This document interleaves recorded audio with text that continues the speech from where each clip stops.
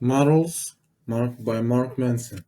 Chapter 3 The Gift of Truth. Hey honey, can I pee in your butt? I stood there horrified as my friend shouted this at literally every attractive girl who came within 5 feet of us. The year was 2006. I was in college, and at the time, to help myself get better with girls, I started hanging out with a couple guys who got more women than anyone else I knew. I was young and naive and needy, and still saw relationships in terms of performance. The idea then was that I'd go out with these super player guys, study what they say to women, and then emulate it to be successful myself. Enter my friend Matt, and can I pee in your butt? Matt was a guy I briefly met once through a friend, but his reputation was widely known. He was in a rock band, had tattoos down his arms, and banged girls like it was his part-time job. I had run into him by chance a week or two earlier, and this was my first time hanging out with him for a whole night. As you can imagine, his "Can I pee in your butt?" comment wasn't entirely successful.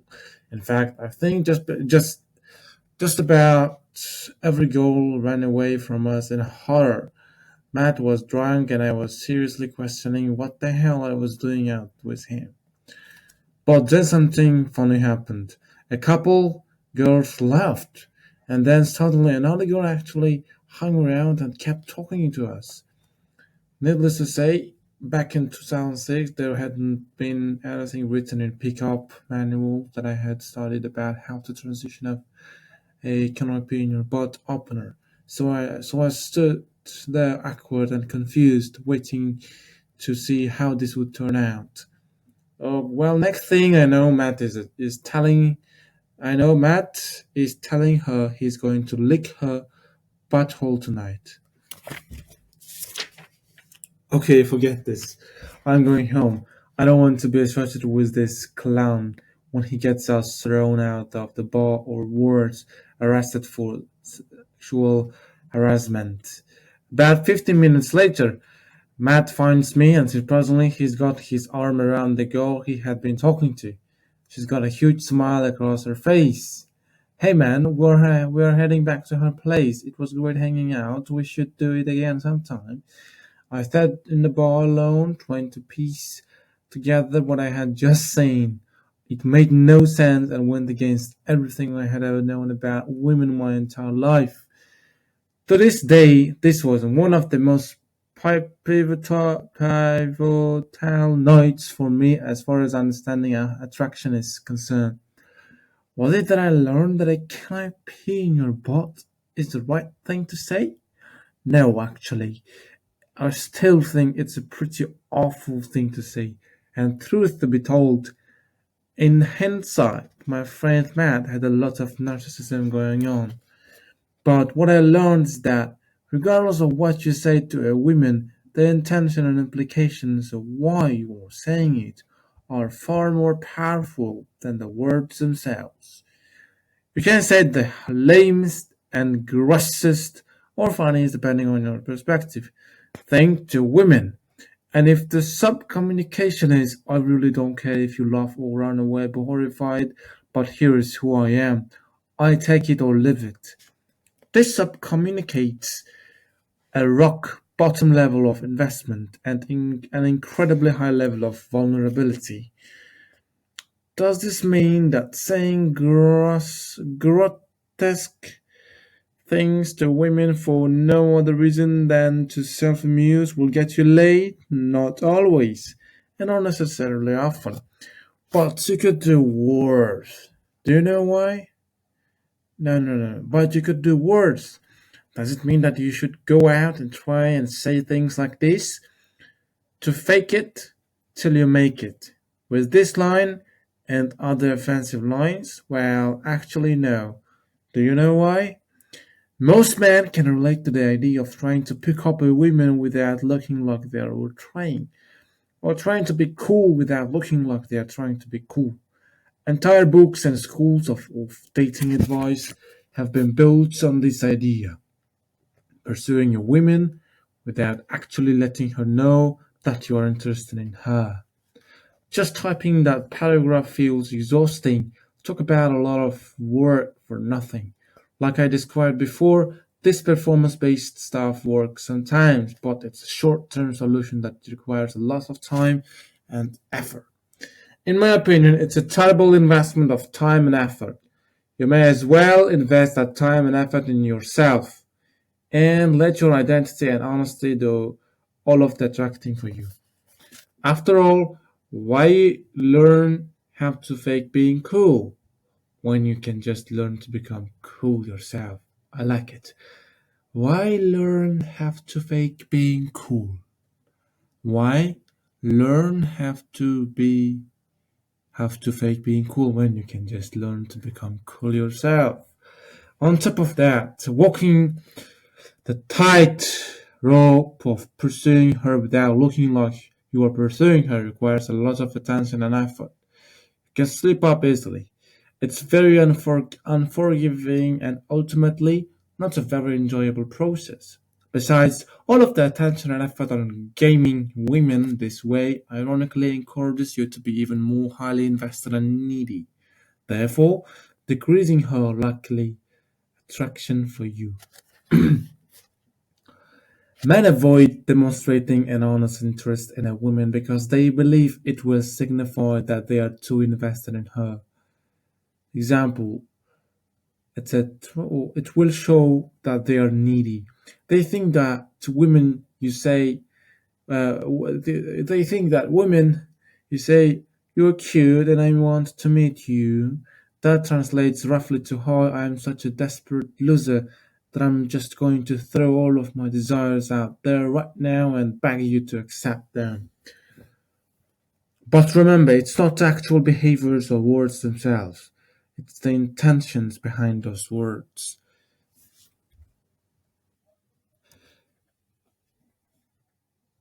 There's a world of sub-communication going on behind a man's honest declaration of his interest, and it's an attractive one. Because when a man comes not out and says he's interested in a woman, the sub-communication is actually, I'm totally okay with the idea of you rejecting me, otherwise I would not be approaching you in this manner. Therefore, I'm comfortable with myself and my perspectives. Think about it. If a guy wasn't comfortable with the prospect of women rejecting him, he wouldn't have been honest in the first place. In fact, he would have pretended that he wasn't actually interested in her. In fact, he would have pretended that he wasn't actually interested in her. The fact that he honestly expressed to her his intentions, that he put his nuts on the chopping block and made himself vulnerable to her immediately actually subcommunicates non-neediness and attractiveness in itself. And on top of that, it shows desire for her, which is going to trigger her arousal. Remember, what you actually say doesn't matter. Why you say it matters. Always, no exceptions. You can have the best line in the world, but if you're saying it because you are needy and desperate for validation and approval from women, then she is immediately going to sense it. This is why using pickup lines is ultimately a futile process. I could tell you the best 100 things I've ever said to women, but I can't ever tell you my intentions or my confidence in myself. You must develop those on your own. And once you do, the actual lines you say will be personal and congruent to you and nobody else. The truth is always shining through. I'll go ahead and tell you what I actually did. Go out and say, "Can I pee in your butt?" to women the next week. Can you guess what happened? Nothing. In fact, I got a bunch of weird and disgusted looks and not a single laugh. It's because I was saying it looking for a reaction. Once again, I was highly invested in how women responded to me. I simply didn't get it at the time. It didn't matter what I said or didn't say, If I said it in a way that would never work, I would come off as a creep and women would avoid me as if I had gonorrhea on my face. This is because the truth is always shining through. You can't fake vulnerability and you can't fake honesty. By their very definition, it's impossible.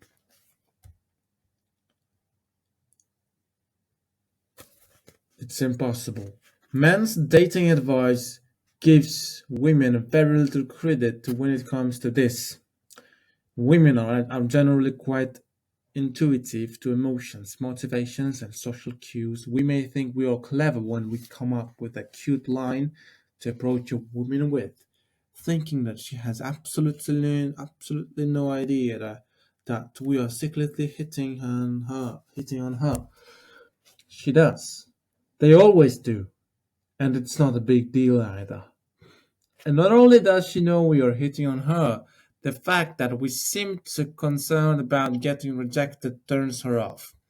The fact that we had to contrive lines and fake stories in order to start a conversation with her, whether consciously or not, signals to her that we are highly invested and not a truly attractive man. We cannot fake non-neediness for more than a moment. The only women you will manage to fake are women who are drunk or who are extremely needy themselves. Truth. Truth. Non-needy and truly high-quality women who are not invested in the attention they receive from men are not going to have much patience for your lines and games. They will either see through them and see you for who you really are, scared to expose your vulnerability, or they will simply assume you are not worth investing in because you don't have to just talk about spells or games or whatever. Vulnerability requires honesty, and honesty only works if it's given unconditionally with no strings attached. That means everything you say and do must be done without any ulterior motive. You are simply expressing your thoughts and feelings as they come to you, without inhibition, without shame. The truth is always shining through. Even if you lie about yourself or act a certain way, this is actually saying much more about you and your character than the content of your statements.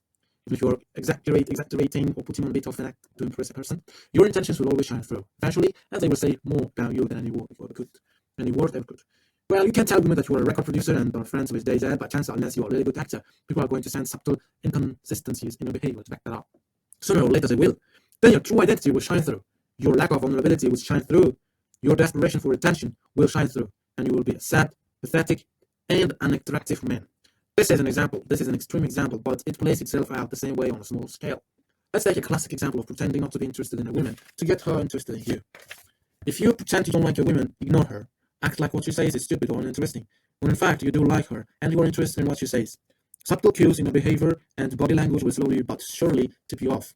The armor will crack. It may be laughing too much at your own joke, or tilting your head away at an awkward moment, or making an awkward comment to her friend that feels forced. But people's bullshit detectors will eventually go off, and you'll be exposed for not presenting an honest expression of yourself. But what about men who gush about how beautiful a woman is to flatter her? What about the men who buy women drinks and beg them for dates and call them incessantly and tell them how they're always thinking about them? Those guys are being honest about their intentions and their feelings, but they are not getting anywhere, are they? Here is the problem. Human nature is such that we don't trust people who like us if we don't feel at home we earned it somehow. Imagine if some stranger came up to you, started complimenting you incessantly, buying you things, how would you react? You'd probably think to yourself, okay, what's this guy selling? Or maybe if he was particularly pushy and weird, Jesus, is this guy an axe murderer? An axe murderer? That's because you are showing how you invested before you grew without them actually money. Without them taking the time to connect with you and understand you. And as a result, you don't trust them. You find them quirky and weird. Welcome to every day of an attractive women's life. Men like these are broadcasting their business like a giant neon billboard coming out of their ass. They come up and gush to a woman about how amazing she is, while they've only known her for 10 seconds. They buy her things with only knowing her for a few hours. What this man is signaling to her is, I don't know you, but I'm only going to do anything to win your approval. That's how desperate I am. And it comes across as pathetic. And even a deeper level, what this mirrors up some communicating something else. The only value I have to offer as a man is money and compliments. I have nothing else going for me.